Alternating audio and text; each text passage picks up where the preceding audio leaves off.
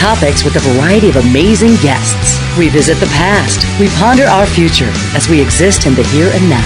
At This Moment with Angela Black, Thursday evenings, Studio B on Revolution Radio.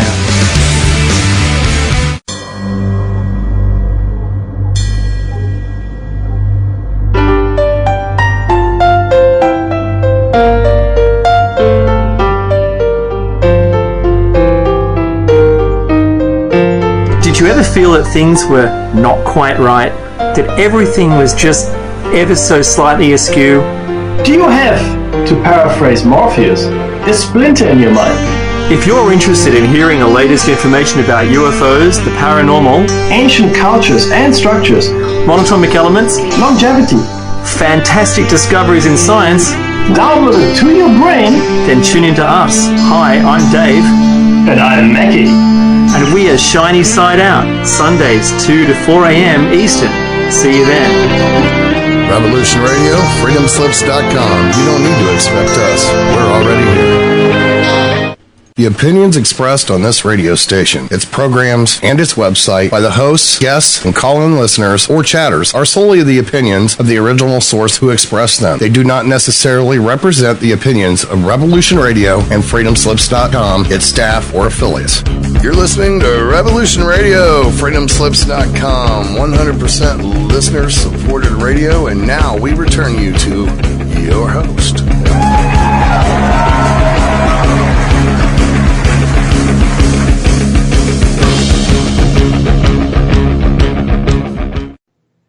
Welcome once again to I Am Nature. I'm your host, Brian Porter, and this week I have a guest who is also host a show on this network. Her name is Barbara Lindsey. How you doing, Barbara? Yeah, you're way back there for some reason.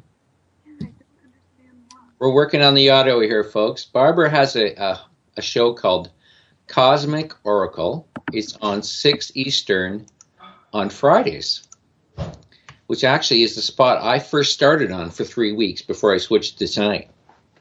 So how's Barbara doing? We got her yet? How am I sounding? I'm feeling great. Yeah, you're so far back there. It's different from the beginning of the call. So I'm thinking if we maybe, did you hit mute did you hit speaker or anything or? It's really hard to hear you. Hear you, Barbara. I had her loud and clear there, Angela. Yeah, I heard her clear too. We were having a nice chat. Why don't Barbara? Why don't you hang up and I'll drag you back in right now? Yeah, try to reconnect with her.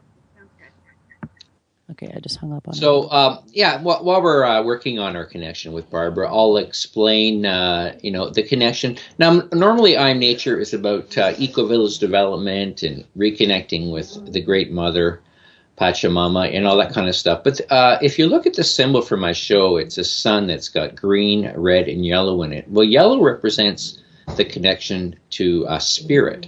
I'm sorry, Brian, there's a bunch of noise behind you as well. I don't know what's going on. Yeah, I'm hearing a bunch of noise behind you, and I apologize for interrupting. It's no. Let's definitely get the something audio going right on. Did you have your speaker on? Yeah, you sound better now. I sound better. I brought it closer, the mic closer to me. Let's bring Barbara in and see if that works. I apologize for the technical difficulties. Well, no, what are you going to do? We got to get it right. Let's see. How you doing, Barbara? I think I'm doing just fine. Wow, she's so far back there. I don't know why. I don't know either. Maybe if you just get real. Maybe something happened to your mic. It sounds like. Oh, here, let me.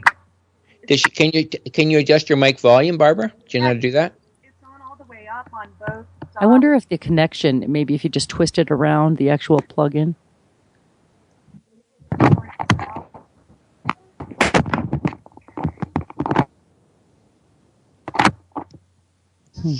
Yeah, it is kind of surprising because wow. Yeah, it was fine, and then bang.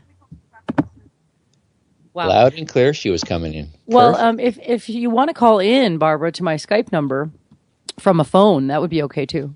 Let's do that. Okay, I typed it in the chat room. In the Skype box. If you can see it. I don't know. I think she has it. I'm going to give it out to the audience in a minute anyway, because we are doing readings. Okay, so Barbara, I can barely hear you, but I'm going to hang up, and you're welcome to call my Skype number. I'm going to type it in here again. Yeah, I can't see it anymore. Okay, where? So 702. 997-2119. Okay, I'll call you right. Okay. All right, let's hope this works. So, anyway. This is a new one. I've never had this issue before. Yeah, it was fine. And then her mic just went away. It happened to me. My mic started going in and out one day, and then it was just, it was a dead dog, poor thing. Hardware problem. Yeah, something. So anyway. Maybe she went red like you suggested I do, and maybe that's that doesn't change. It doesn't affect the mic. So anyway, do you want to tell people what's going on, or would you like me to while we're waiting?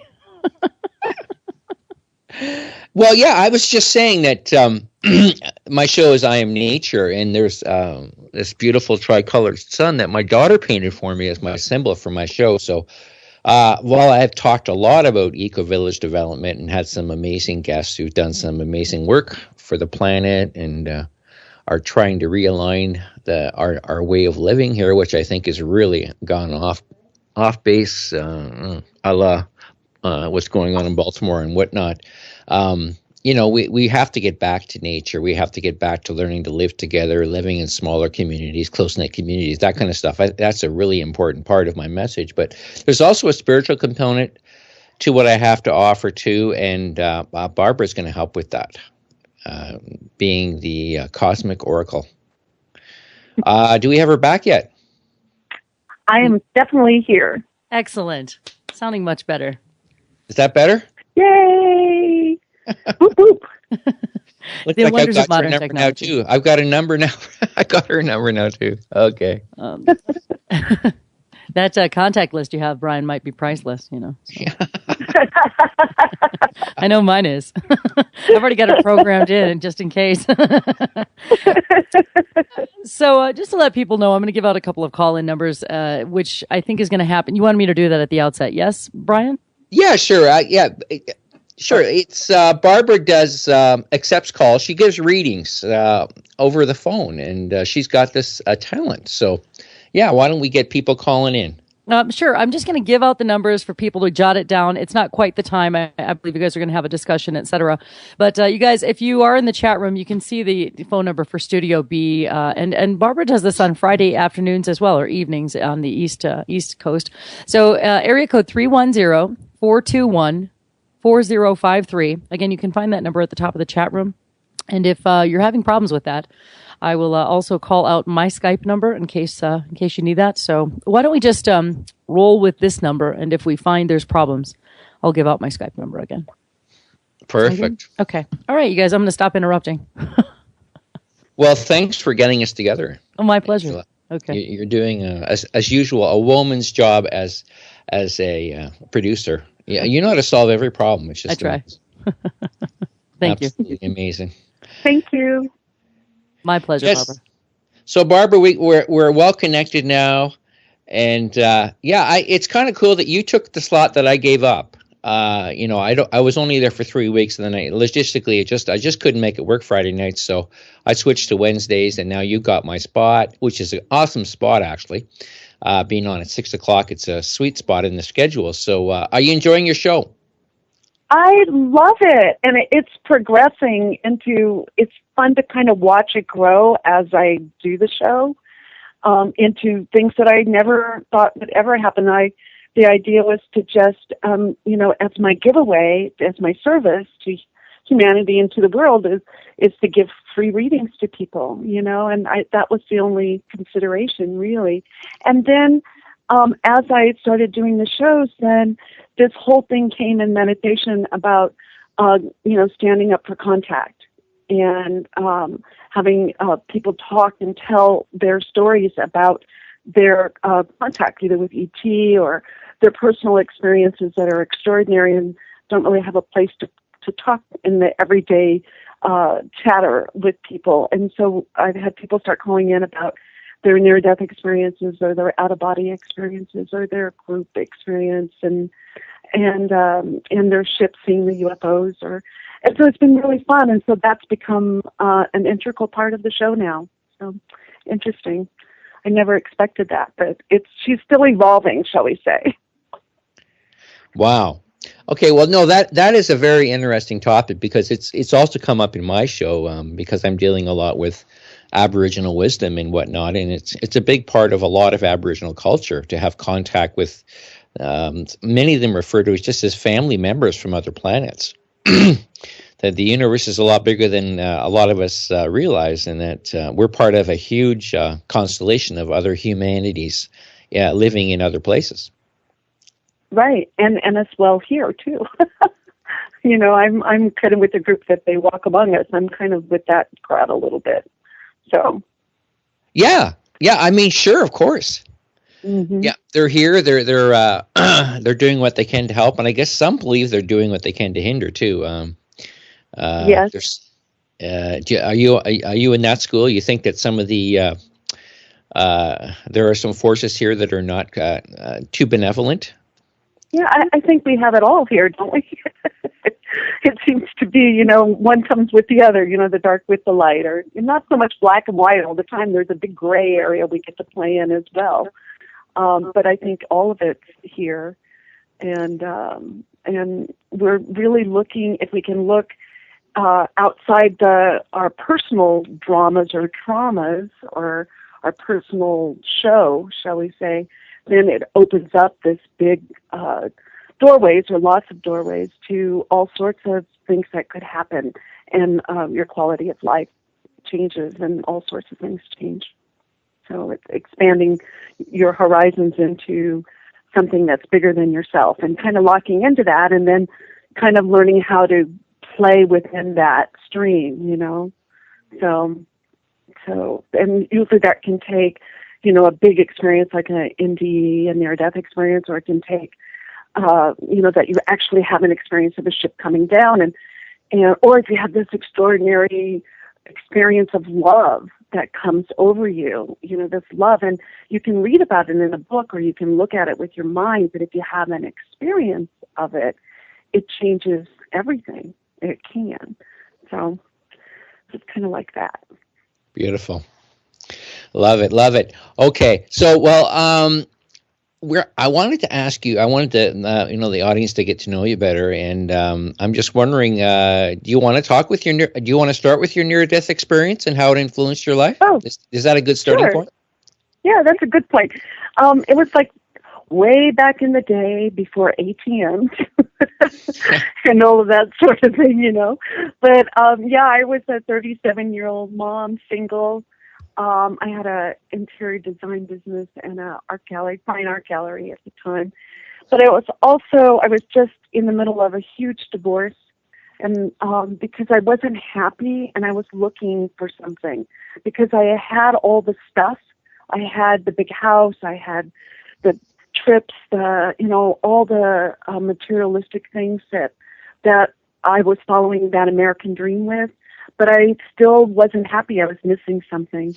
And so I started on a search to find out what that is. And, when you start looking, then people show up in your life that may have a clue for you or a piece of that puzzle that you're looking for the completion.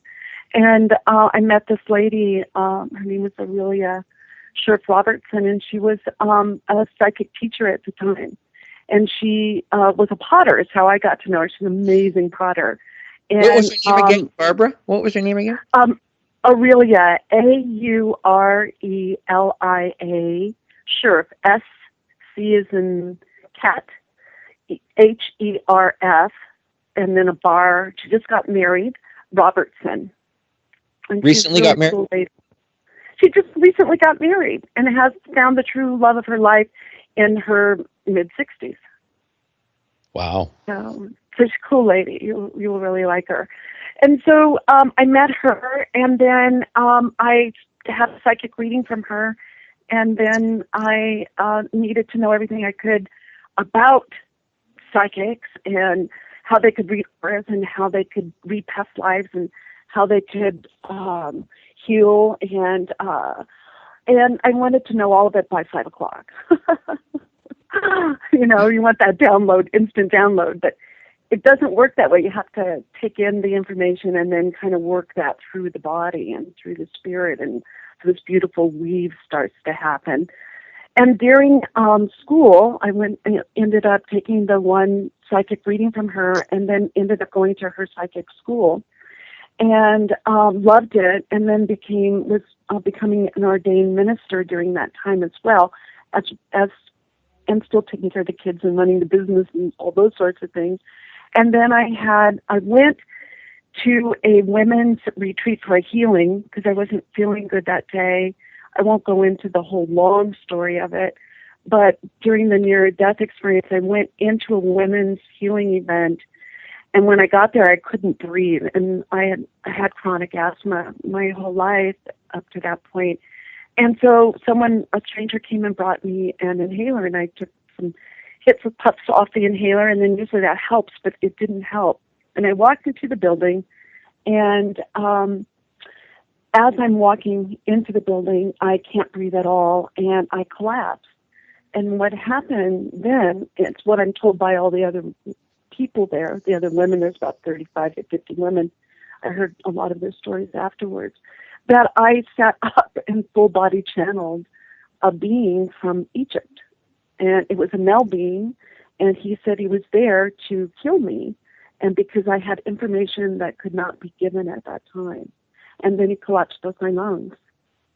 And that's in the front of everybody, like this big public display. And I was mortified afterwards. I was so embarrassed. But at the time, it got everyone's attention and put everyone into fear. And then as soon as you give over a being, when they can get you with fear, then they have you.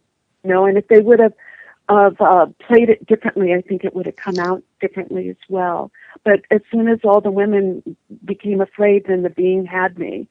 And so then there was kind of a fight for my life spiritually, too, and I was with a room of 35 to 50 other psychics. These women are all psychics. So they started reading the energy and helping while the ambulance came. And what I was told later is that there was a spiritual being called Thor who came and helped fight this ancient Egyptian being for my life. And they were fighting as I was taken in the ambulance to the hospital. And after hearing the story afterwards, I'm thinking, Thor is a Marvel comic. What's a Marvel comic hero dude, doing with an ancient Egyptian being? It's like right out of the storybook. Wow. I had no clue about any of that. And so wow. Then, did you remember any of this, Barbara? Or was it told to you by others? This was told to me as others. Now, what I remembered while my body was being taken care of medically, and I had all these people praying for me and watching me spiritually, as a spirit, I went to the black, total darkness into the void. And then I came back just for a moment because the pain was so excruciating, thousands of knives in my lungs, and I could just pull in and see through my eyes for just a second, kind of scan the audience, and then I had to pop out again because the pain was too much. And so when I popped out, I just went into this liquid, warm, undulating water, and it was so beautiful. And I went to this really beautiful place where it's all love. It's all about the love, and everything's love, and there's this big white kind of effervescent light on me while I'm undulating in this dark water, and while I'm in this warm water, and more love than you can ever imagine in a human perspective. It's just beyond your beyond. It will blow your mind, sort of that much love. And that's where I feel that's where we come from, or at least that's where I came from, because I was home there in that, like in your mother's arms, like with all this love, and she has all the time in the world for you. She's not going to go anywhere. It's all about you. And so I had this whole beautiful ride in this warm water with this loving, caring, caressing energy. And then once I became one with everything, I noticed that I looked down and I did not have a body, but yet I still existed. I still existed without a body. I was looking for my body, but I didn't see one. But yet I was still alive. I was still functional. I was still here, 100% present in that moment. And then from there, in just a second, like a split second, I went up on a spaceship. And then I go to all these different places from that point. and I remember all of them like they were yesterday. And so that was my beginning of my near-death experience. I've never heard of a spaceship in a near-death experience. Wow. Well, I hadn't, and here I'm a mom. I'm a single mom. I'm a soccer mom. I'm a real mom. I'm down-to-earth mom. You know, I'm doing everything, and I had never heard of a spaceship before. It was not in my reality at that time. No one talked about it. It just wasn't there. You know, it was just never there. I never thought about it, not even once. And then when I went up on that spaceship, then of course that changed everything. And then when I came back, it changed everything. So, and I don't know how much you want to know about the near-death experience, or if you want me to keep going, or if you want to. Well, it's the most unique one I've ever heard. So yeah, I mean, it's really heavy. I mean, I'm just like, wow. It's wild. So you're on these spaceships. Are you with other beings?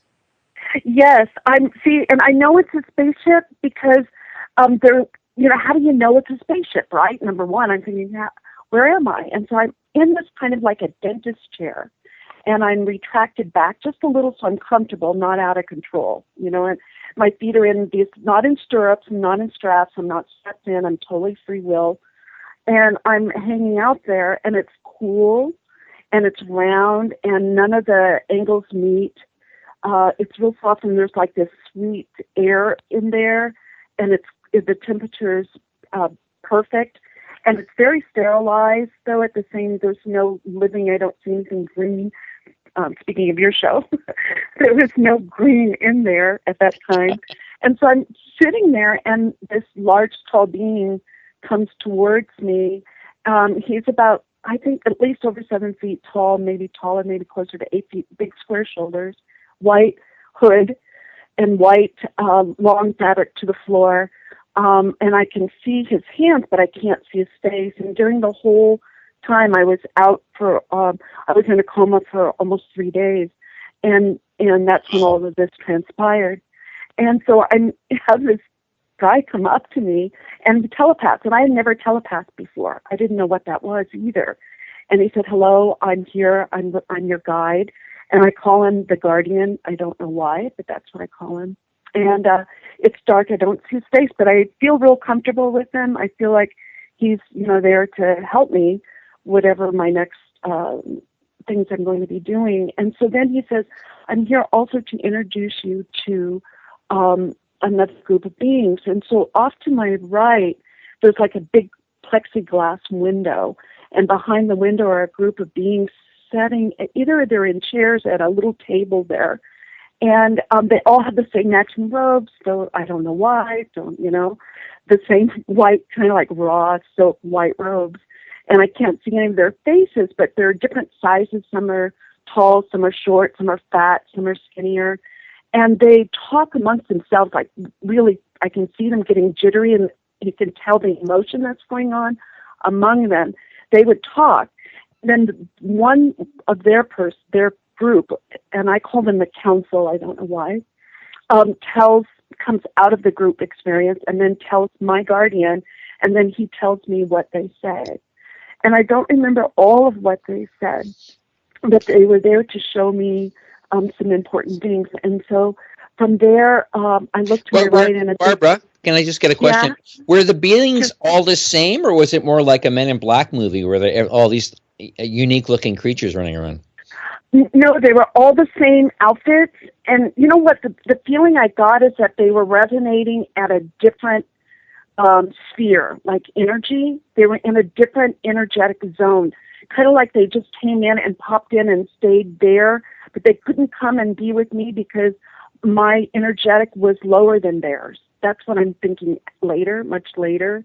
Do you know what I mean? That they were in a higher resonance.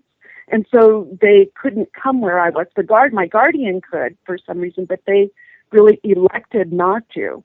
And so they're always kept separate from me. They're kept a little bit separate from me. And I think they were discussing, like, what are they going to do with me? They weren't quite sure what to do with me. Here's this Earth woman who, I don't know, maybe got put here. I don't know why, but I'm here, and now they're dealing with it, right? And And it was very emotional with all of them. They're like little, jumping up and down and stuff. So it's interesting to watch them. May I ask a question? So yeah, sure. Is it the Thor person that the Thor god that brought you to the spaceship, or who? I have no idea still till this day, and later though, like just the last few weeks, I've always asked so if there's any listeners that have any connections with Thor with certain spaceships or lineages. I still haven't found any. The only one I found in the last few weeks was someone said there was a valiant Thor, and I am related to the Integratron and all of those sorts of things. And so maybe it comes in through there. I still don't know. And it's been, almost 30 years later, I still have no idea where the Thor or where the ancient Egyptian guy came from either. And so I'm really careful of my energy now. I don't channel unless I want to channel. And that was my big learning. And I had no idea I was a channel. What idea. Yeah, Barbara, what was the name of the being, the Egyptian being? He never gave a name. Oh, no? Oh, okay. Yeah, he just said he was from Egypt. So if there's anyone here that was there during that day, or I've asked so, the saga still continues on a lot of questions with it for myself as well. So from there, then they show me the world comes into view and of the Earth and how beautiful she is. And it showed her within the solar system, and then she comes up closer like a holographic image. And then they show her, and I start to see my connection with her. And the earth and my heartbeat start to be as one. And later I noticed, much later, that the Native American Indian drum beat was much like that. And so I just started crying because I had no idea that the earth was alive at that time. So these were big revelations for me at that time. And, I know from most listeners here on the station that everyone knows that it's the earth is alive now, and she's alive, and she needs our help. And they told me that she needs our help, and that she is considered a jewel in the Galactic Federation, and that we need to take care of her and to help her. And she can't do it alone. And I know people think that, but what I was told was that she needs us to play our part and help her. And that where we go together. That's also a Native American Indian term, and so that was a real crucial part for me to see that she is alive, she is vibrant, we are connected, we are one, and one with all of life itself. And so I had this big kind of blow mind experience there, just being your regular suburban housewife, up on a spaceship with a guardian and the earth talking to you. So it was a big. Oh wow, we're through the first half hour already, Barbara. So we'll pick this up when we get back after the break. You're listening to I Am Nature. Thank you.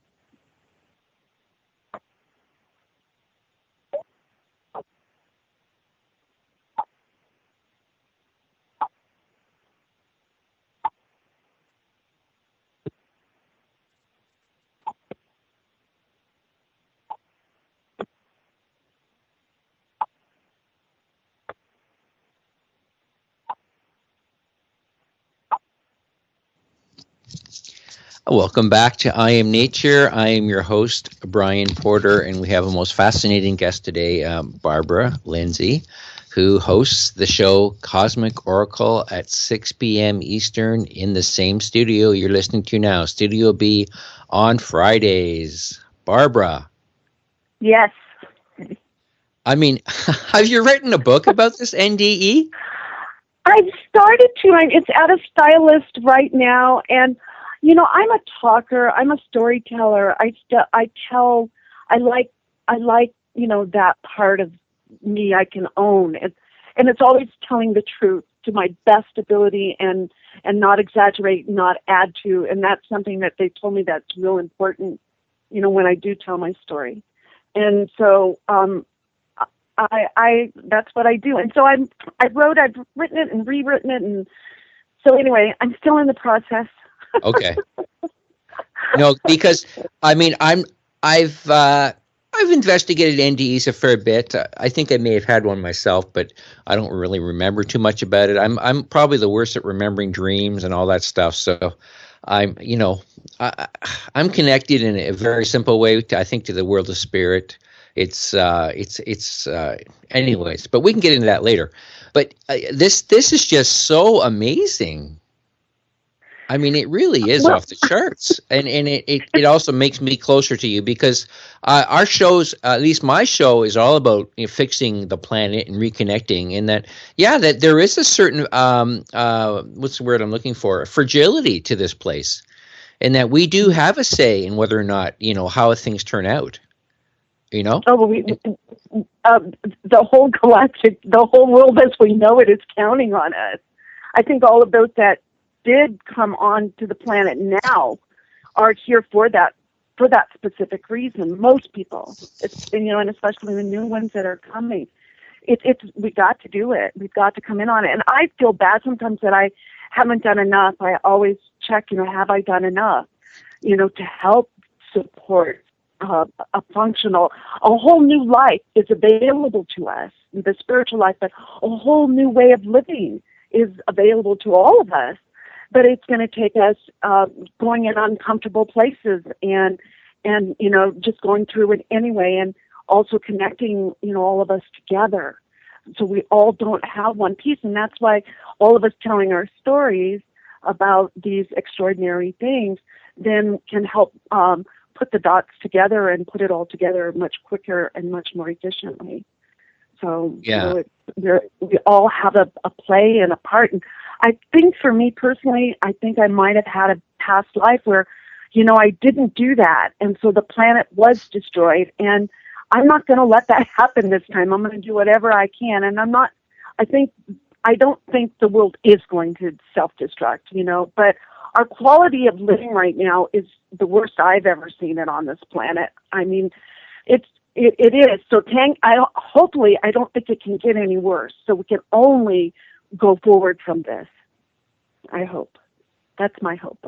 Well, if you'd read my essay on I Am Nature, it's entitled the same name as my show, submitted to the station before I got my show. There are 7 planet killers here right now.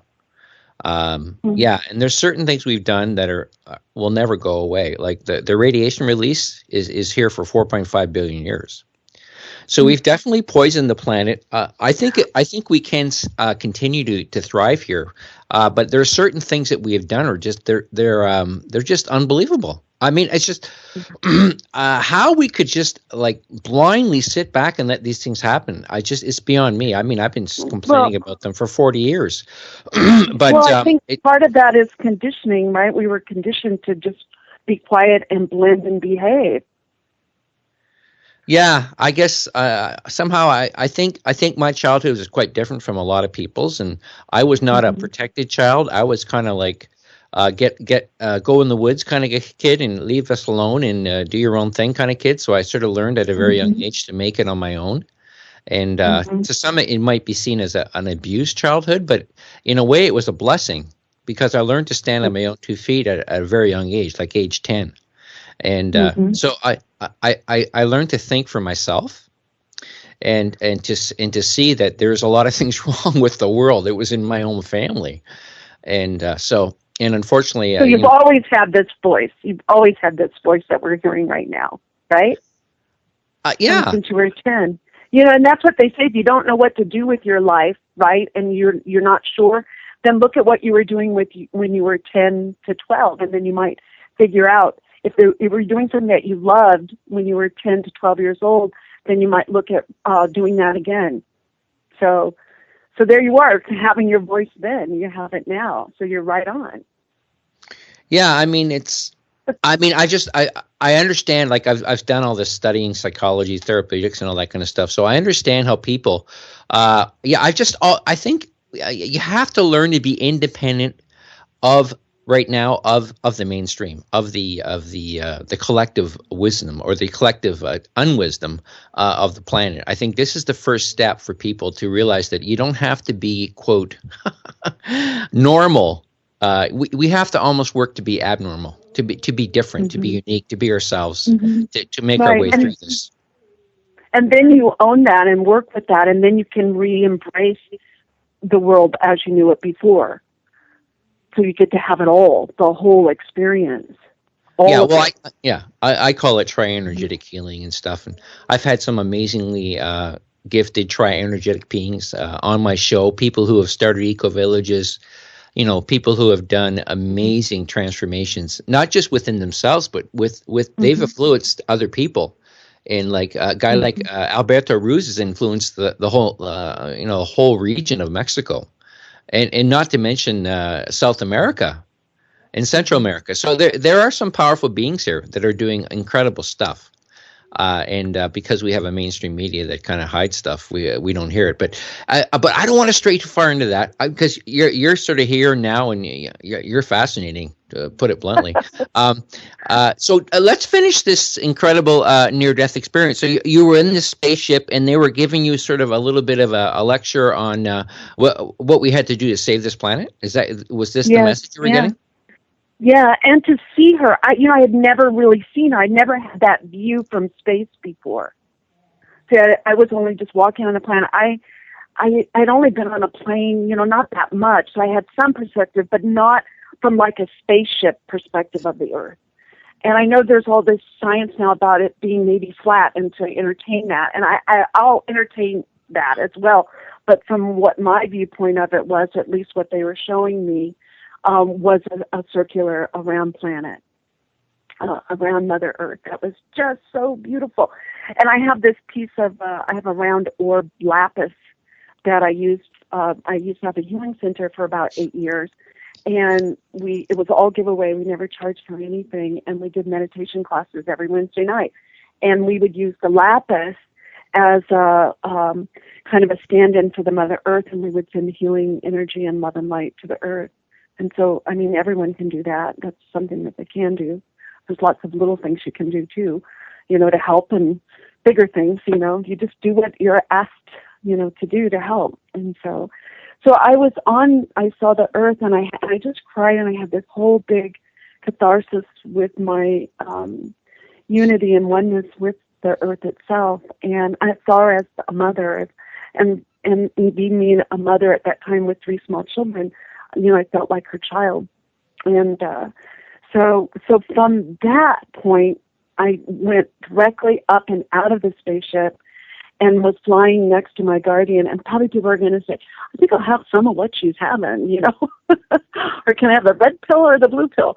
But it wasn't like that at all. It was just as clear and more technical and more clear than any lucid dream I've ever had. And at that point, I was totally in present time with my guardian.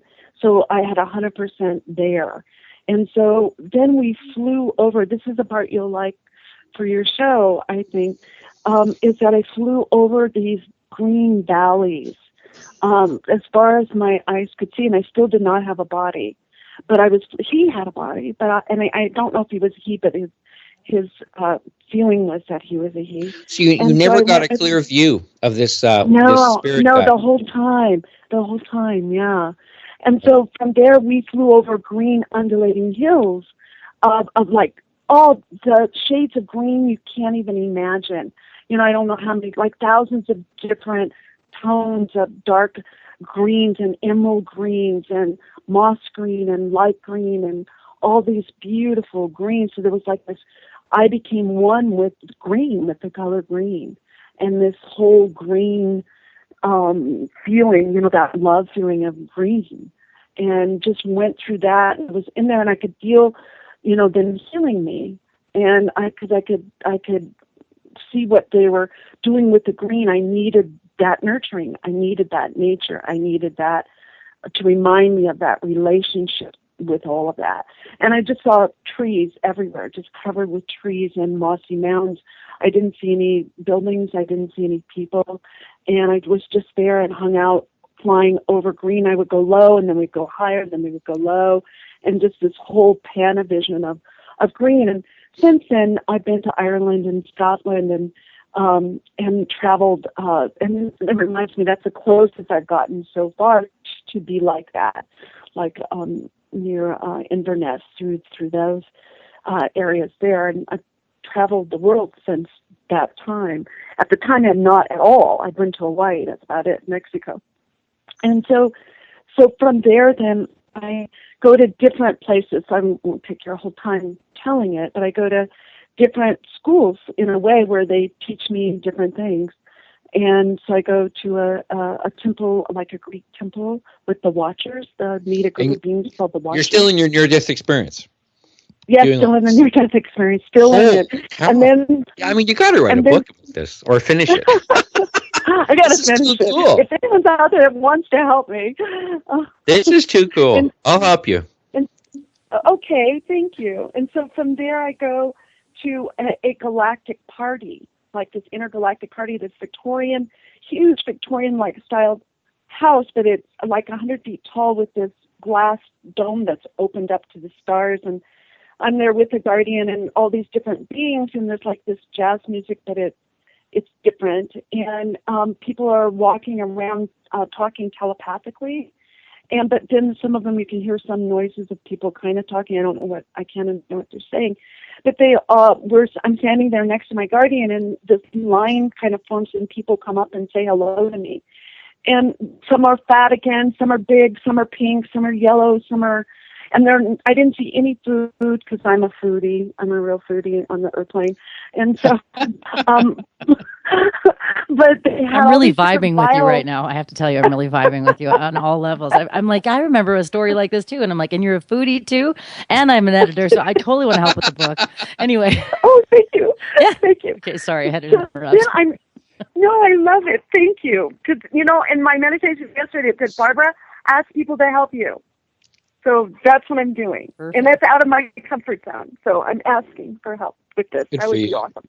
Good for you. And so the vials are different colors. And I still think there's a whole thing with color therapy for healing for people. But so they drink these really cool vials of color, different colors. And so they come up and they say they really like my smile. But I look down and I don't see anything. And then they just laugh, and then I just laugh, and everybody laughs. And they think I'm so funny. And I'm just being me without a body, just hanging out. What do they look like? What do they look like, Barbara? They had, one of them I remember more than the others. He had kind of like a Confederate Army kind of an outfit on, with the square shoulders and the white gloves. But there were no weapons or anything. And he had a big handlebar mustache. But it was, I think he had that on because he thought it would make me comfortable. Does that make sense? That's the thing I was thinking. But he was trying to make me comfortable, so he was giving me an image that would make me comfortable. And That was my first, you know what I mean? Instead of some like a reptile or a rat but I've been really having a lot of contact with lion beings, and that's a whole nother story. And I did go to Egypt, and I did have a whole thing with Sekhmet there. But so I'm having this with Sekhmet, and she's an amazing lioness being. And, okay. So anyway, so I'm with the galactic party. It was like a big galactic party, and they were just saying hello to me. And so then from that point, then I went up and lighter and lighter and brighter and into these group of women that were like, I don't know if you know the painter Waterhouse paintings, kind of the pre-Raphaelite women with all those beautiful gowns and jewel tone gowns and hair, and they had different instruments, and they were singing and playing and dancing and wanted me to join them. And I'm a little shy, and so I kind of hang out with them, and then they start singing, and their singing is like a siren, like mermaid siren, like the pitches and the tones. And so they wanted me to sing my tone. They wanted me to find my voice. And I didn't want to, and they weren't going anywhere until I did. And so I just started this kind of a guttural sound came out, and then it started I found my tone, I found my voice with them. And then as soon as I did that, then my guardian said it was time for me to go. And then I went back, really fast, and I could see a body in a hospital bed down below, and I'm looking into dark, long hair, and I'm thinking, oh, she's a little pudgy, just short legs. And I go, oh my God, that's me down in the bed, and it wasn't like, oh my God, like what the frack, and I didn't get scared or anything. It was just like, oh, there's my body, and here I am. There's my body. And so then, and I saw my best friend sitting next to me meditating. And I go, what's she doing there? And what am I doing in a hospital bed? How did I get there?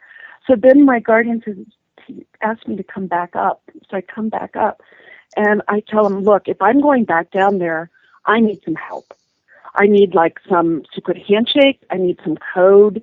I need something. If I need you, I can't go back there without some help. I just can't do it. And he looks at me, he thinks I'm really funny, and he goes, if you ever need anything, then all you need to do is bring in the white light. And I look at him and I go, white light, that's all you're going to give me? After I just went through everything, I went through all that pain and suffering, I went through all this whole thing, my whole world is totally changed, and you're just going to give me white light. And I was mad, and I kind of threw a fit like a 10-year-old. And he looked at me, and he just thought it was so funny again. And so I start to go back down, and he says, wait a minute, and he brings me back up again. And he says, I have a mission for you if you would like to take it. And I said, sure, what is it? And he said, we would like for you to be an ambassador. I said, okay, I'll be an ambassador. So I go back down into like almost before I hit my body, and I go, what's an ambassador? And then he's gone. And then I find myself then a spirit climbing back into the body, not climbing, but going back down into the density of the layers of the body, and then down and down and in and in, and then I could feel my feet and then feel my legs and feel my stomach and feel my head and my hair, and make sure I was totally all filled in, with white light, all of it. And then I sat up, opened my eyes, and said, probably in a gruff voice, but I said, I'm starving. I want some nachos. And that was my experience. And then I was in the hospital for 10 days, and they said I would be a vegetable and all this stuff. And so it's a total miracle. And afterwards, it took me, a long time to acclimate all of that. And I think that's why I have 3 kids. It's because you can't be too out there when you got to take care of 3 kids. And so, and then all my psychic abilities turned on 100%, and I could not turn them off. And so it took me a while, and they kicked me out of the school I was attending, so I was totally on my own. And it took me, a few years to really acclimate all of that. And I can say now, 25, 30 years, I can tell that story without being so emotional and talking so fast that no one would understand me. And you were kicked out? You were kicked out of a school? Yeah. And if you go to a psychic school, the reason is that for everyone to learn about, they're all learning about energy.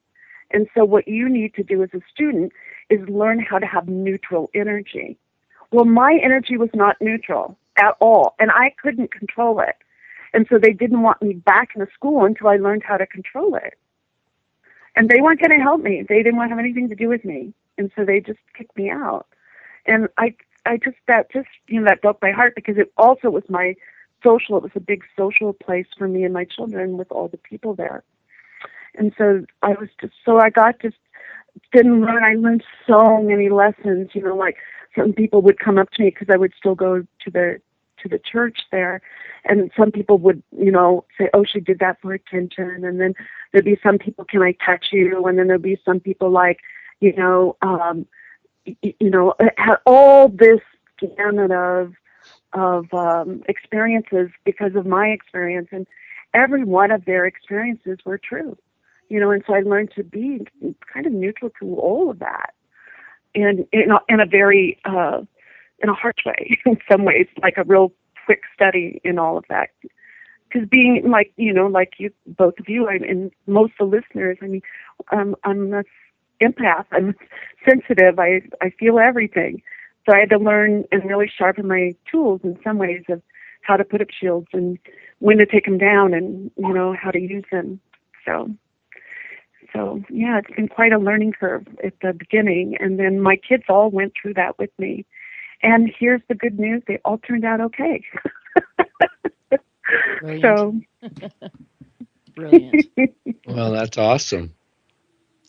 Yeah. I have a quick question, if it's all right. Sure. Okay. Sure. So, what are your different modalities? How do you do readings? What is the way that you find yourself? I just connect to source. And what I did after the NDE, I closed my fine art gallery. I totally divorced my husband. I quit my job with the art and all of that, and I moved my children to Marin, and I dedicated myself to doing healings and readings for people for a living.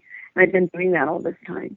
And so we went from a very, well-to-do to getting our electricity turned off, and so much so that I got to know that people at the PG&E by name, And so from there, I just.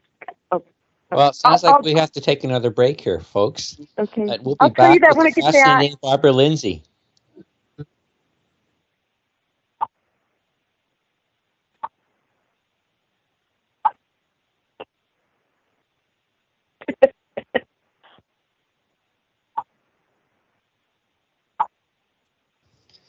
Welcome back to I Am Nature. I am your host, Brian Porter, and I have the most amazing, fascinating, one-of-a-kind guest on with me today, Barbara Lindsey, who also hosts a show that's on Fridays. I hope you'll catch your show this coming Friday at 6 p.m. Eastern in the same Studio B that we're in right now.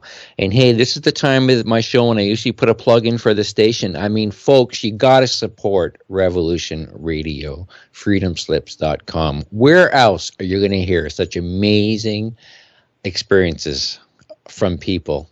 We have some of the best, brightest, creative activists, you name it. We have the cream of the crop of the planet when it comes to information services, when it comes to being turned on and made aware of what's going on, not just here, but elsewhere. So you've got to support this station. We are listener supported, and we are doing very well because we have listeners like you, but we do need your ongoing support, and we're not asking for a lot. It's $5 here or there, whatever, make a commitment to us, $5 a month, whatever you can afford. But I mean, we really will not be able to stay here unless we continue to get your support. And I know it's tough times for all of us right now, or most of us, and but we still got to find a way to give that little bit that we need to the station and to cover its costs and all that good stuff. So now back to Barbara Lindsey. Are you with us, Barbara? I am. All right. Good stuff. So now I'm trying to think. Now we just left off. You sort of you morphed from this NDE into psychic school, and I somehow missed the connection. But maybe you could clarify that for me when you went from NDE to psychic school. I was going to psychic school at the time. Oh, so that's right. I was a single mom, and then I would go to psychic school 2 evenings a week.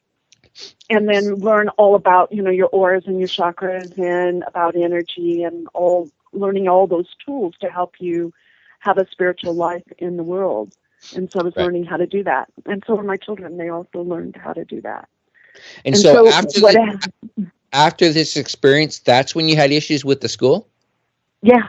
But, I think I did want to say this, that afterwards, during this whole time, my parents had threatened the school, and I was a 37-year-old woman, but my parents threatened the school with a huge lawsuit because they feel like they didn't handle it the way they should have, that I was too at risk, that they should have called an ambulance right away instead of trying to heal it and trying to look at it. But that's not true. In the long run, they did exactly what they were supposed to do.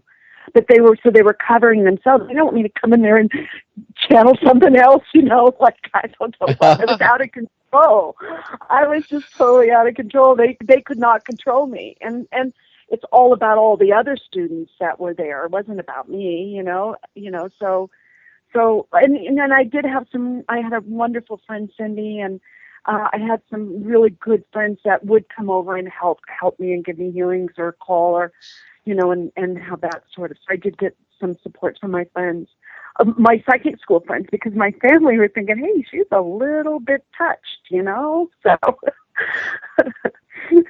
And now they accept me totally for who I am, and it's not too much of an issue, but, they feel much more comfortable if I say prayer that I'm going to go pray instead of I'm going to go meditate. So I just tell them I'm going to go pray. It doesn't matter, their comfort zone, so it's okay. Great. Yeah, we have to try to clue into people's sensitivities, and we don't want to upset people when we don't have to. Yeah. Get into. Can I speak to Angela's question? Is that okay? Oh, sure. About what modalities do I use? Is that okay? Really quick? Yeah, that's a good idea. Yeah, we're just starting that before the break. Okay. Yeah, the modality I use is I just make sure when I'm doing a reading, like the readings for the show, I try and, meditate like at least an hour, and that clears my space, and I'm neutral as much as I can be. And then I just sit in my own energetic field, and then I come up and raise up and I try and sit. I'll go back and forth. I try and sit like in my sixth chakra and then up above my head and a little bit higher. And then it goes around in like a 360. And so, and then from that space, then the energy comes. And I just kind of listen for the energy. And so when a person comes in and says, can you give me a reading? Then I just connect with them spirit to spirit, kind of like what I did, at the ambassador party. I just connect spirit to spirit because there's no time, no space. And we do, once we lay the skin dressing down, we still exist. And so I talk to that being part of you, not to the body. That's why I can do it over the phone, and, like long distance healings are very effective. And I just say hello, spirit to spirit. And then I get a connection, like a thread. And then then I kind of determine what kind of communication would be the best for them to hear at that time. And I try my best the information comes really quick, and then I try and glean through that and find what would be the best for them information for them to use to help answer their question or help them in any way, that spirit can, so that they can, attain what they came here to do. It kind of works like that. All right.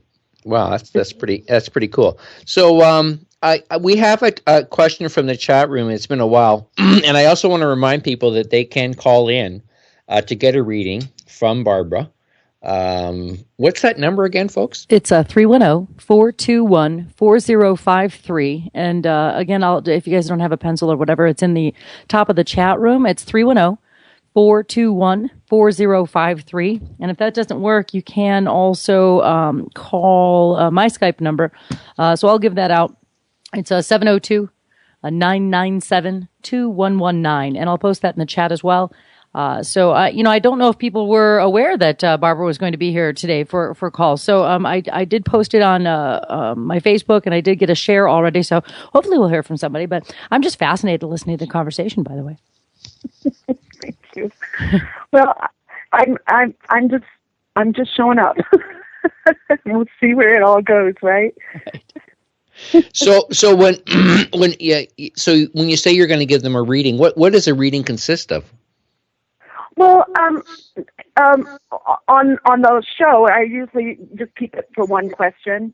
So the question can be anything, and if you're gonna, if you come and get a personal reading, I still do personal readings for people.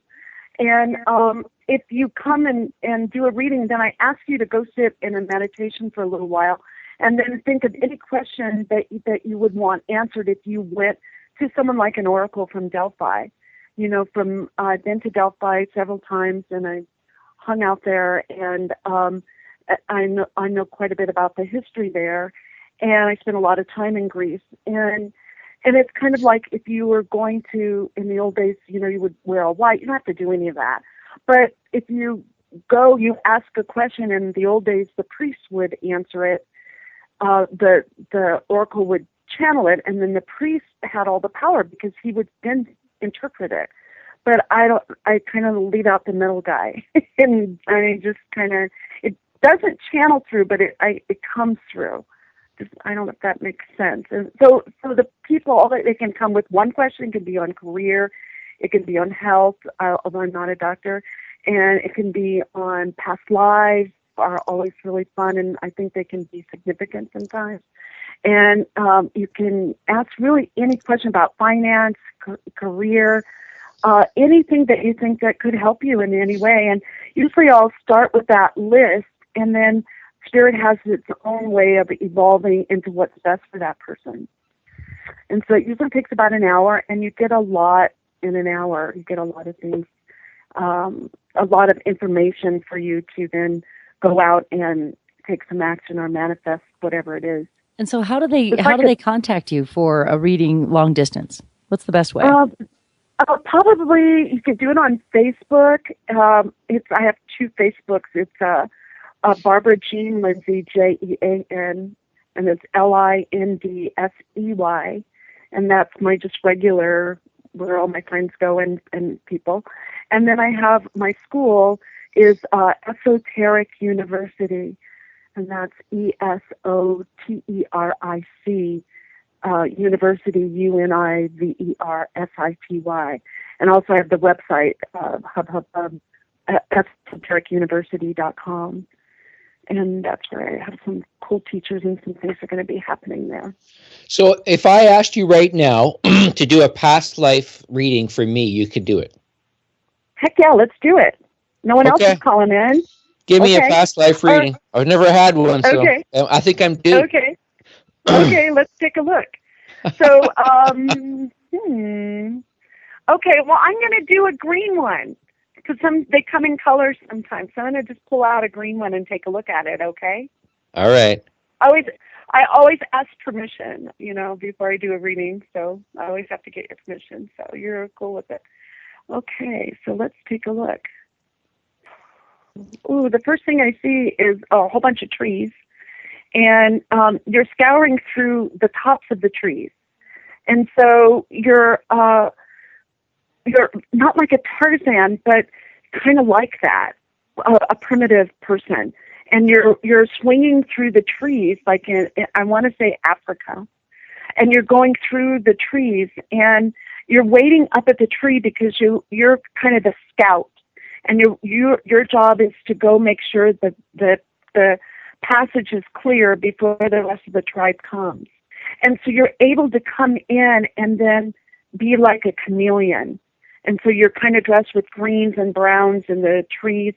You're real thin, muscular. You're a male. And but what your tribe tells you is that you're really good at what you do, and it looks like your father did that before you did it. But that you also have this big smile, and it's all these white teeth, and it's some kind of fruit that you eat that causes you to have extra white teeth.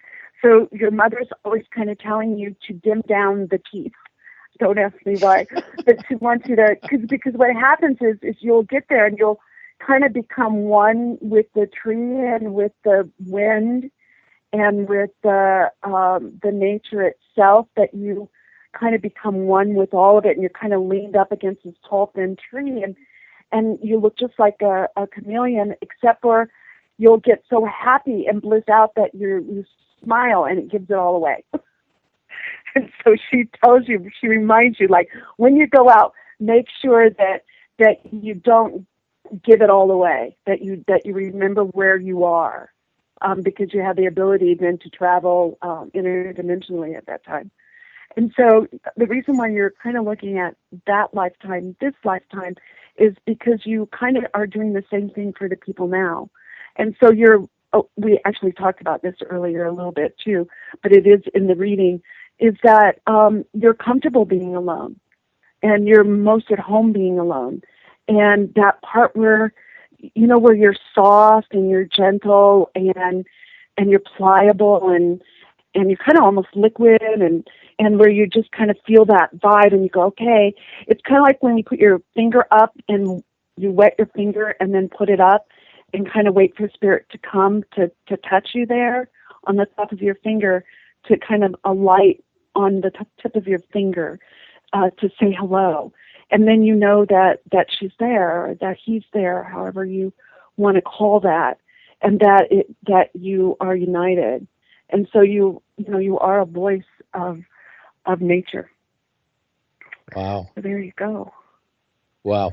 Because I saw, when I was, like I say, around 10, I saw this amazing angel that came to me at night, and she had 2 or 3 rings of knowledge around her head. She was absolutely gorgeous, but half of her was a mermaid. So she looked like an archangel with a mermaid bottom. And I thought of it, she's like a Pachamama, like a creator being, and that she represents all life here. And may have, I think, was, I'm not sure if there's more than one of her, and there may be male versions or whatever, but she definitely was a creator being that I connected with. And it was, I used to love being in the forest, in the trees. All this past life stuff, it sort of harmonizes with my life right now. Have you trained with a shaman this lifetime? A shaman? Well, I went to a shamanic weekend. You went to where? With Alberto Valoldo, who's a Western shaman. He claims to be a shaman. I'm not certain that he's a full shaman. There's like with all these, with the same thing with psychic knowledge. There's levels of awareness, and but he certainly understands a lot more about the way we should be living and the way we used to live. Than most people, and it was the thing that was cool about it was that I do like being alone, but I also like I think one of the main reasons I like being alone is because there's not enough people here like me. That's what Revolution Radio is about. Yeah, I love being around people who are connected to nature and spirit and all the things that I connect to. And when I went to this seminar, there was all these other cool people there that we all connected. And that energy, it amplifies your own abilities. So I had some pretty cool experiences psychically there. Like we used to hook up with people during the seminar, and we tried different exercises that Alberto was giving us. And one of my first partners, or second one, was this older woman. She was like 80 years old, and she came up to me, and I felt this beautiful vibration go through me. And I said what came to me in my mind. I said, "There's someone here with us." And this incredible smile came over her, and she said, "That's my son." And he passed away early. He was only 48, and he was a doctor, and he wants to continue to do good on this planet. That's awesome. Yeah. And that you could see him, and you're sensitive enough that you could see him and feel him. I couldn't see him. I could feel him. Yeah. I get, as I was explaining this a few times on my show, I get vibration all the time. I just feel... and the more that's validated, the more you can use it. The more it's like a muscle that you can activate. It's activated, and then you can just use it and know that it can get stronger with use. Well, I'll tell you, when I finished my yoga training, it was the longest I was able to sustain it. Like for the whole final shavasana, which is when you're laying down, relaxing at the end of your 2 hour. We did a 2-hour class, or final class, and so it's pretty excruciating. And I blissed out like nonstop vibration for 5 minutes, 6 minutes, and that was it. See, the way I interpreted this, Barbara, the way I interpret it is that there are beautiful spirits on the other side that are encouraging me to become, and when I do good, they harmonize with me. That's the way I do this stuff. Does it? Yeah, it does. And they're like your own cheerleading squad in a way. They want the best for you if you'll just listen to them and take the time to listen and be. I've also talked about we're so busy becoming that we have to also balance it with being. Yeah, exactly. Yeah, and I need to do more yoga. I haven't been doing as much as I used to, and it certainly helps me. It just helps me feel like the guy I was in my past life, completely free, flying through trees and Well, I'm also getting Peru for you too. Have you always wanted to go to Peru or something in Peru for you? Oh yeah. And, Well, and I don't know why. Don't ask me why. Because see, I'm just a messenger, and I'm not responsible for any of this. And if you ask me, if you see me again or talk to me 6 months from now or 2, I won't remember probably what I told you. So it just comes through. So maybe I will, but I'm sorry. Go ahead. Shamanic, definitely. Shamanic connection is a big part of my life, of my progress, and of my evolution here. To reconnect with that energy, I'm definitely attracted to it. Oh, this is another thing that happened to me. Okay, there was 3 cool things. I don't want to get into all of them because it'll take too long. But after the session, I went back to where I am now in Toronto. And I woke up one morning, it was about 3 days after the weekend, and my whole body, every atom in my body was going 1,000,000 miles an hour. I felt like I was pure energy. And it just happened just as I was waking up, and it started to hurt. So I opened my eyes and it immediately stopped. Now, how did you interpret that? What does that mean to you? Well, for me, it would be like where you hit your edge. It's kind of like when they say when ETs come to talk with you that they'll only give you so much so that your mind doesn't fold. So it's kind of like where you hit the edge of your reality in a way, and that you gently bounce there so that you know where that perimeter is so you can dive back through it. Yeah. So like when you go in your meditation, see, once you've had that experience in meditation, you can go back to that experience, just like you do in your dreams, right? And change them. And so you can go back in your meditation because you've been there. And once you're there, then you can explore the other part of that. There's a whole nother side of that you get to explore. And you're probably ready now. I mean, it's been a while. And so, you've been doing your work. You've been evolving and changing and growing and learning and, just exponentially, since. So sometimes if you take that time, then you could go back to that and say, I think I'm ready, ask Spirit, I think I'm ready to see what's on the other side of this, and let's move it, or not, whatever your comfort zone. You'll know once you start to direct your energy there. You've done the heart thing and the mind thing, and now it's your possession of your own energetic field and developing that. Right? Yeah. Well, it definitely was energetic. I've interpreted it to myself in a variety of ways, but it was just, oh man, I mean, whoa, was it powerful? Cool. It wasn't a gentle vibration. Like the gentle vibrations happen every day. This was like off the chart. It's like I said to someone, I wrote something about Facebook on Facebook the day after. I said, I felt like my body was a spaceship. Yeah. Well, don't you feel like that already? I'm in this room right now, and I haven't said it. Spaceship, the mothership. Okay, let's have it. Let's talk to. Let's beam it out and around us. You have the ability to do that. So your body can be like your ship. It is your ship. Barbara, I've had the craziest thing said to me in my life. Somebody once told me that I'm not going to die. I'm just going to float out of here. I'm going to energetically leave. Have you ever heard of that? Something like that? No, not really. Because I think it would be fun to die in a way. It's fun to die. I'm going to consciously start a whole new. I'm going to leave.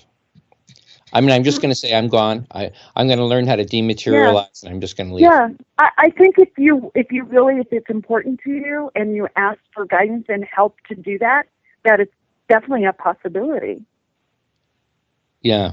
Yeah, because and like with me, when I die, I want to be in bed. I want all my children around me. I want the Moody Blues to be singing because they're one of my favorite old time bands. I have this whole way of how I want to do it already. When I go, that's how I would like to go. So we all have a way that we get to plan if you want, because you're also part of yourself that's a future self that gets to be in the future and look back and help kind of plan. Of course, with an alignment to all of humanity in the world as well. It isn't, all about you. So there's all that plays part in it as well. Yeah, I think you're right. What else was I going to say? Oh yeah, my attraction to Vedic knowledge.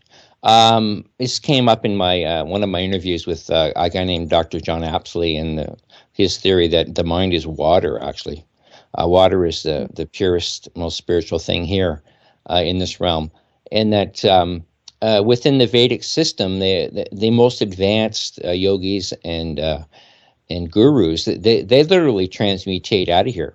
They don't die. They just constantly they become so knowledgeable of the universe. They just merge with it.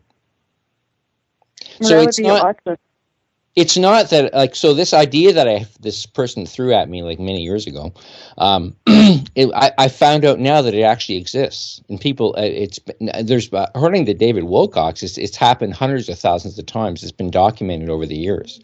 Mm-hmm. Well, if this is something that you want and this feels right for you, then I would learn everything I could about it and do what they did to do it. You know what I mean? That you don't have to reinvent the wheel. Then you could, find a teacher, a mentor, if there's anyone out listening that could teach you how to do this. I think there's probably a certain way to do that.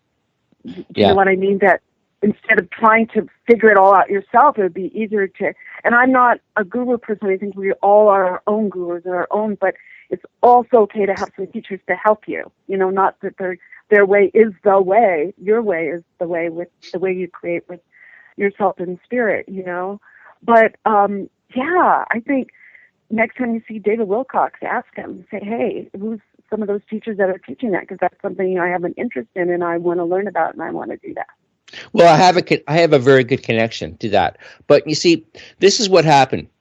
He wanted to take me in that direction. I said, look, my personal evolution is not as important as this planet. This planet, this is what really matters right now. The people of higher consciousness have to come together and fix this planet. We have many lifetimes to evolve, and I feel like I'm evolved enough that I'm almost too evolved in that it's hard to connect with people sometimes because I get so frustrated and mad sometimes that people are so out of touch with what's going on. So, but my challenge is to put that in the back and say, hey, no, we still have to try. We can't give up on the planet, on the people, and that's the journey that I'm on. It'd be much easier for me to go the other way, but this is sure. We can't give up on each other. Maybe that'll be your gift later, right? Maybe that's your gift after you've done all your work. Well, exactly. You'll know when your work's finished, when it's completed. You'll just know. You'll just take that deep in breath and then let go, and then you'll know that your work's done. You'll know at the time, and then you can ask for that gift.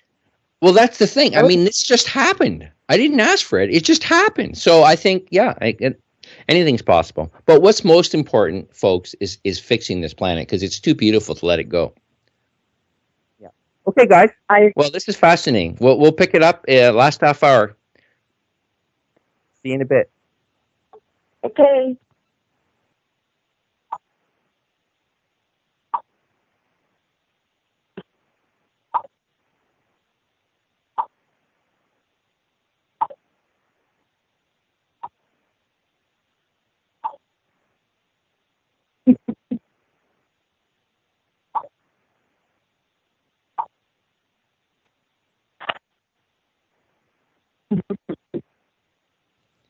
Welcome back to I Am Nature. I am your host, Brian Porter, and we have one of the gems of Revolution Radio with us right now, Barbara Lindsey. How you doing, Barbara? I'm doing good. This is really fun. Oh, we try to have fun on our show. It's sort of funny. We talk about such dire topics, but we always have fun with it. It's kind of a cool juxtaposition. So are you ready, Angela? I guess so, yeah. I've got my seatbelt on. The tray table's up, right? This is going to be a really smooth ride. Nice. Nice. Okay, yeah. No So oxygen necessary. always good. Yeah, if you can learn how to breathe without oxygen, you're doing really well. Yep. So yeah, I mean, if you don't mind, I'd love to have a little past life reading. That'd be great. Okay, Thanks. sure. And you know what they say about past lives, don't you? Or it's that you can't disprove a past life. So when you're starting to do psychic readings and you're not, I've done thousands and thousands and thousands of readings over the years. And so when you're first starting out, psychic past lives are the easiest to read because they'll just open up and you can just read them. And you're just learning how to do that. And so no one can tell you did it wrong because no one was back there. I know it's kind of you could take it as a negative primer, but it's just a fact, and so you have to kind of trust that what I'm reading is true or not. But with getting the reading, you take what works for you and you throw away what doesn't work for you. And so always use your own, natural biofeedback of whenever you get a reading from anybody, whenever. So I guess that's kind of a disclaimer in a way, that I just said. But it's, like with past lives, they're one of the easiest ones to do. Just cool. Okay. So we'll look at it. So, okay, I'm going to find you. Okay, I see you. I could describe what I see. You have this great hair. You have this great hair. And so you just showed me this dark hair with a kind of a little twisty ponytail-y thing on the end of it, over to the side though. And so you're just showing me that image. And so it's just an image, and it's you and I'm going to go to this image first, and then I'll go to the past life, okay? Okay. This image just showed up. And this is kind of like a Madonna, the 80s Madonna, with the jean jacket and the boots and the whole thing. You've got that whole look going on. And she was like this renegade person for you, and that she was a little bit alternative and a little bit different than the crowd. And so there was a part of you that really resonated with her. Mm-hmm. So I'll just leave that there. And then we'll go to the past life, okay? Okay. Okay. It's probably not so, you probably don't want to look at 80s now, but I love the 80s. I love the 80s. They were great. But you had your shemane on. You had it on. It might be awesome. true. It might be true. Yeah, and you still like clothes. You're still a big clothes wearer. So, okay. So it's like not who's going to be at the party, but what's everyone wearing? But it can be. But it's an art statement. Like an art. You're an artist. You have this whole artist cool kind of vibe to you. So people feel comfortable with you right away. So okay, let's look at a past life. I think I'm going to go with like a hot pink. I'm just going to go with that one. So we'll just pull that one out. Okay, and this one shows the first images of a carousel. And it's a beautiful carousel, and you're eating like cotton candy. So as you're eating the cotton candy, you're trying to figure out how you could get the whole entire cotton candy into your mouth at one time. And you have like a little brother with you, and he's really cute. So, and I do want to say that, we can be in many bodies at one time, just so you can be here and in Europe, and you can be very many aspects of you playing out, but we won't go into all of that right now. But I needed to tell you that for some reason, okay? And so if there's a part of you having a life in England right now, that's part of you having a life in England right now. So if you have an affinity for England. So then we'll go back to past life again. So as a past life, and he has the cutest little blue sailor suit thing on, and he's just so cute, and he's short, and he's kind of fat, and he really wants all of your cotton candy, but you're not supposed to give it to him, and you'd be like in big trouble if you did. And so if you give it to him, he's just going to get bigger and fatter, and you usually get sick. So he's kind of like a diabetic. And so you're trying to think of, how you're going to get him to not eat the candy. And so what you do is say, I'll put you on the carousel. And so what he likes is the big white horse, and a certain horse. It has to be a certain horse, and it has to be, a certain way on the horse. Everything has to be a certain way done for him to have his comfort zone. And by having him as a little brother and seeing how he has to live his life to be comfortable, that you're like on the whole other end of the spectrum. And so by having him in your life, you kind of bounce off of each other to have balance. And so in this lifetime, you've been kind of looking in a way for someone who would be kind of like that balance to you, because you can get way out there and then come back. And I don't know if you have a brother this lifetime, but there is someone who's like that, even appears in this lifetime with you. And there's a real love there. But it's not like love. It's not a physical love. And even if it tried to be that, it's not. And so we'll just leave it at that a little bit. Do you have any question on that? Not really. I'm just picturing it. I'm just looking at it. I've got the brother. I've also got a son, and I've actually been in touch with my brother in the past few days. Very interesting. And we've been solving a big issue. So, and we are very opposite, and at the same time, we truly love each other. So it's true. Yeah, and it'll take both of you to get that problem solved, because you're the bigger thinker, you get the bigger picture, and he can get all the little detail parts, and that would drive you crazy. Mm-hmm. So you make a good team this year, this lifetime as well. But it was a fun lifetime because you had, you were taking care of it. It was all handled. And so you really had a good lifetime, and you got to explore.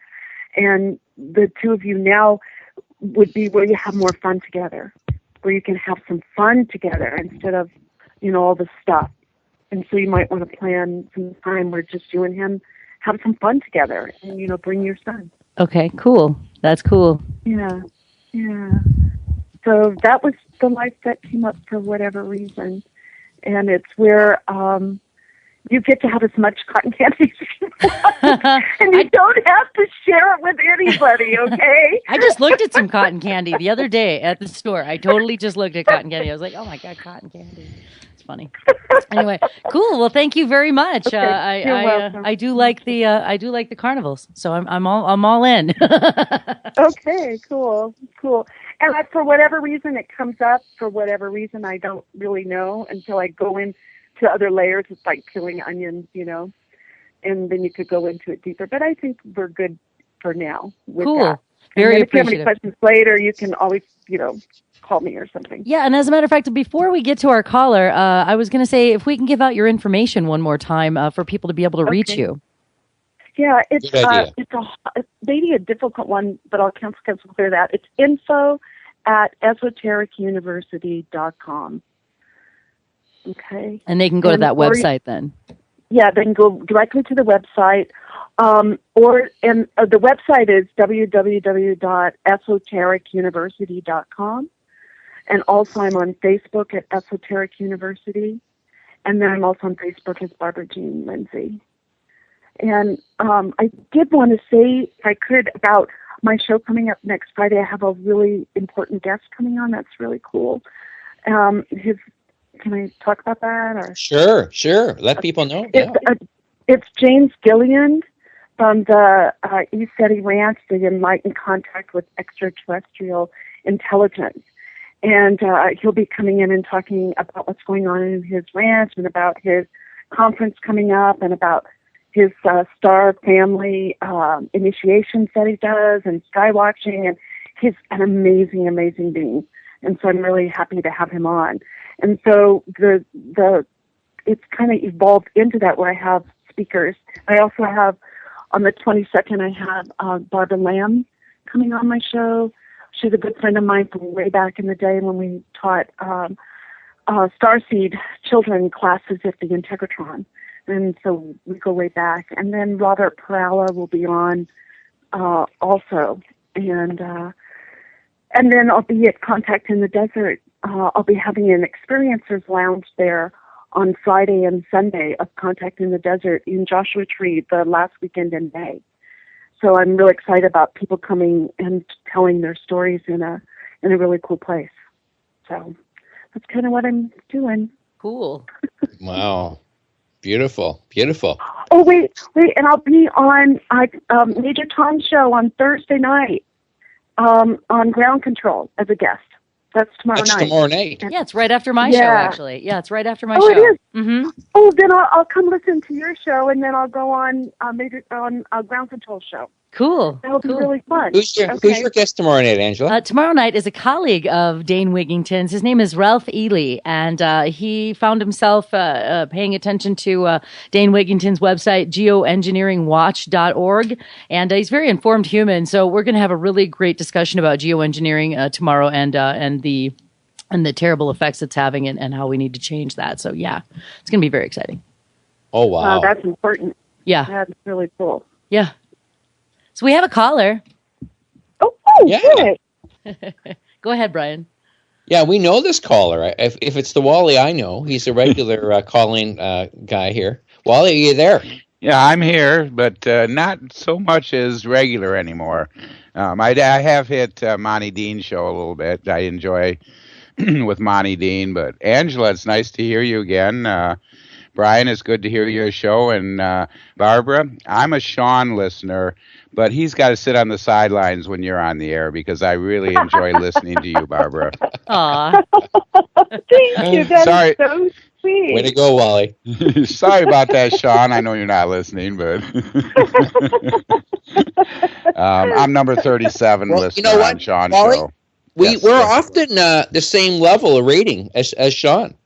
Oh, the show, that's believe it or not. Well, it's not that the ratings. I enjoy the way Sean puts the news across and in the talk he does with a kind of a humorous little spin to it, which is always nice. It's not fear porn, but like I said, when Barbara's on, I really enjoy listening to her and but I have a couple questions for Barbara.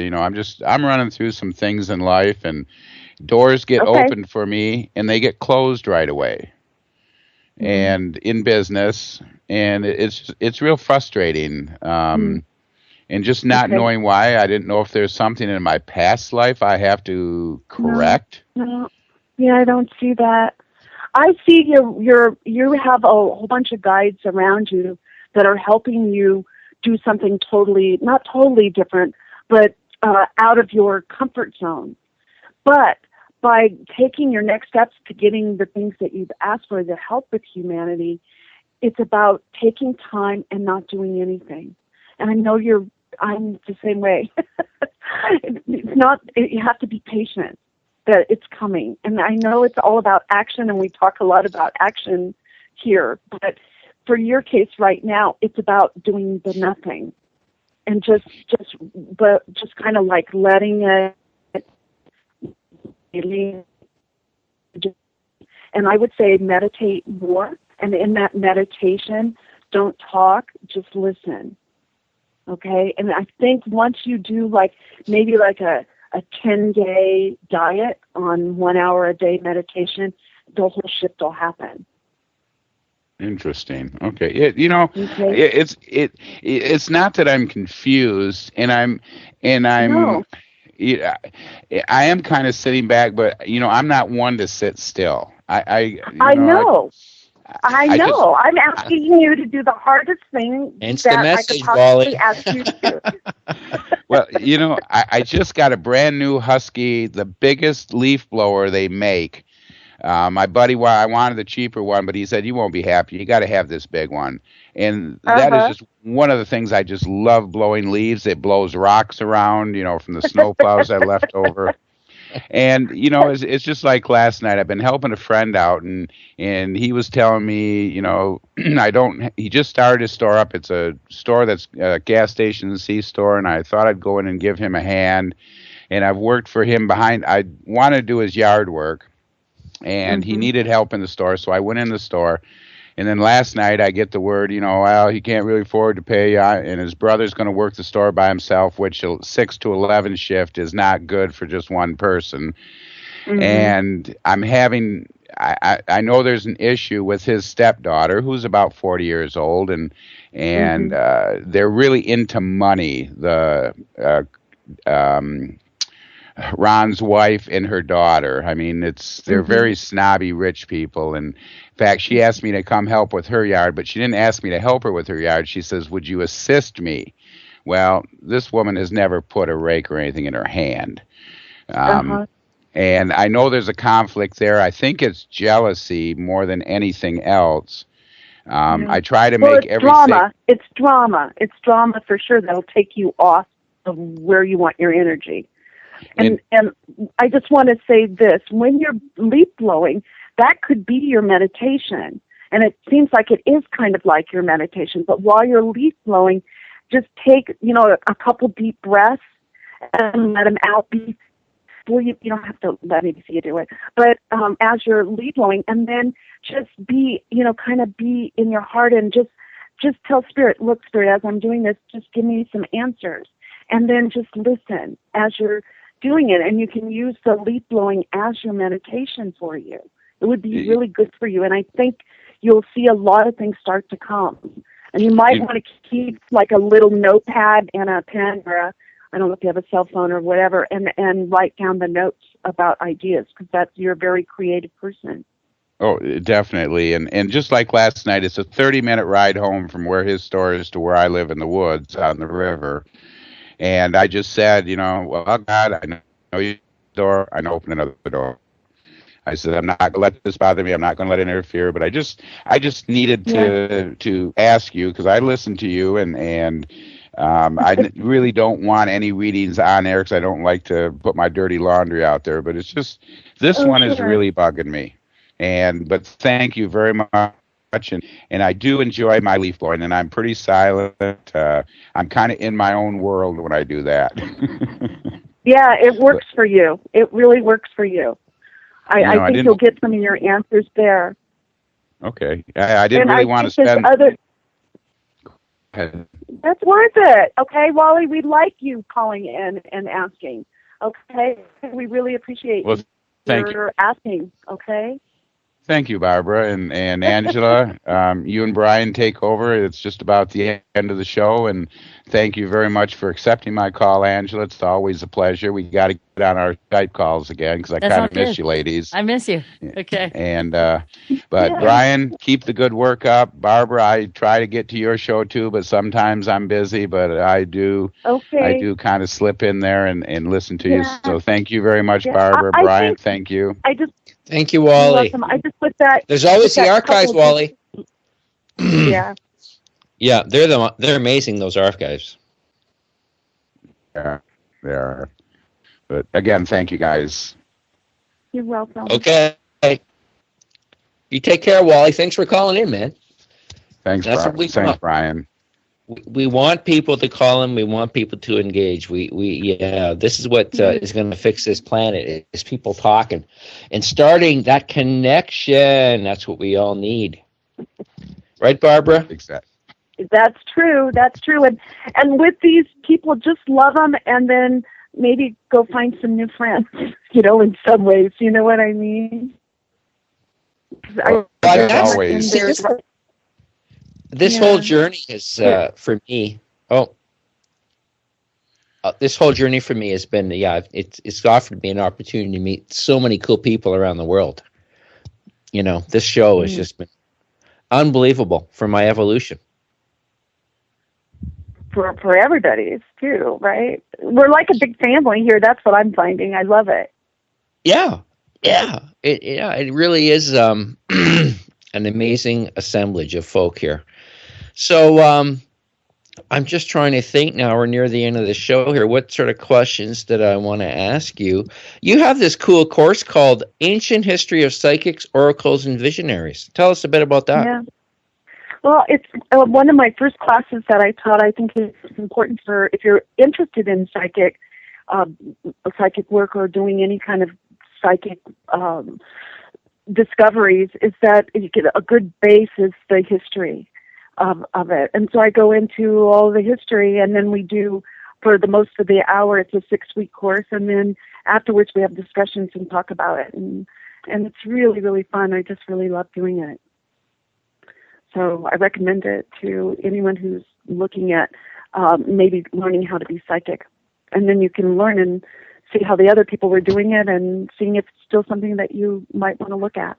That was my other question, Barbara. Thank you, because I do want to get involved. You're still with us, Wally. Okay. I just kind of muted, but that was the other question because, I'm an empath, and I want to take my skills farther because I do believe I have farther skills because before things are said to me, I know them.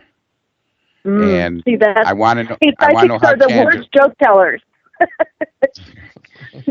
They're the worst joke tellers because they already know what you're going to say before you say it. So we're the worst joke tellers. Exactly. That tells me that you're probably psychic.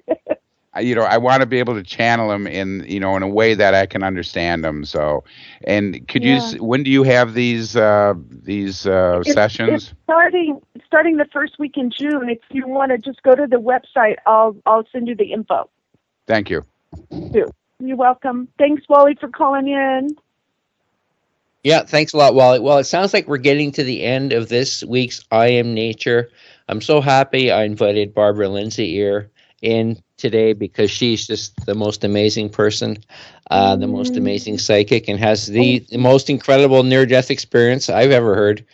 And thanks so much, Barbara, for sharing so much with us. Thank you for having me. I really, really appreciate you and getting to know you and Angela, and you guys are awesome, and the work that you're doing is important. Well, thanks so much. Keep in touch. Right?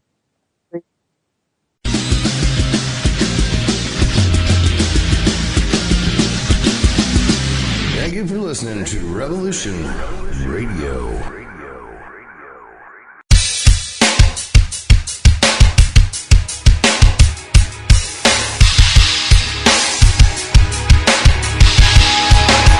Enter into a world unseen on Raven Star's Witching Hour. You will encounter eclectic topics from the realm of spirit brought into our matrix of truth. With your host, the Solaris Blue Raven. Solaris will bring you an array of unique guests covering topics from ghostly spirits to amazing anomalies, covert technology, UFOs, and shadowy global events. And that's right here at Revolution Radio, freedomslips.com, Saturdays midnight till 2 a.m. Eastern Time. Revolution Radio, where information never sleeps. Let the magic rise.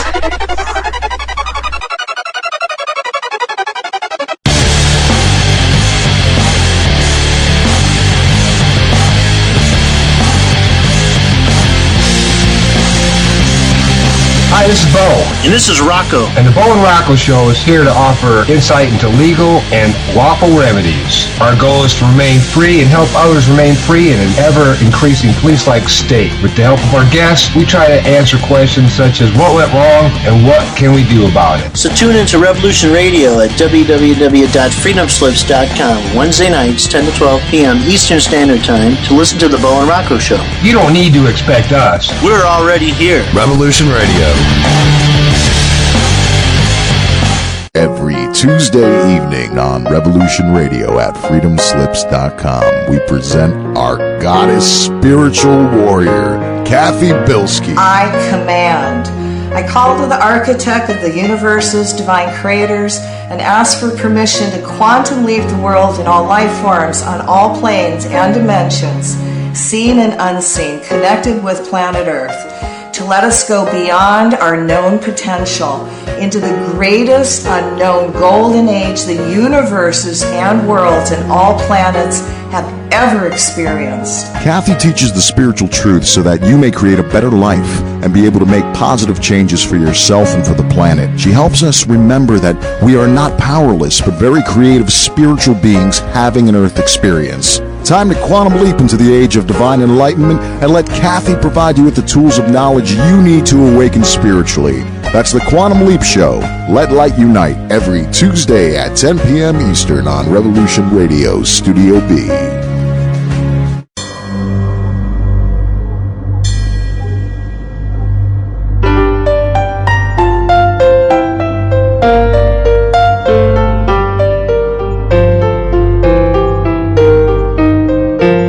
Did you ever feel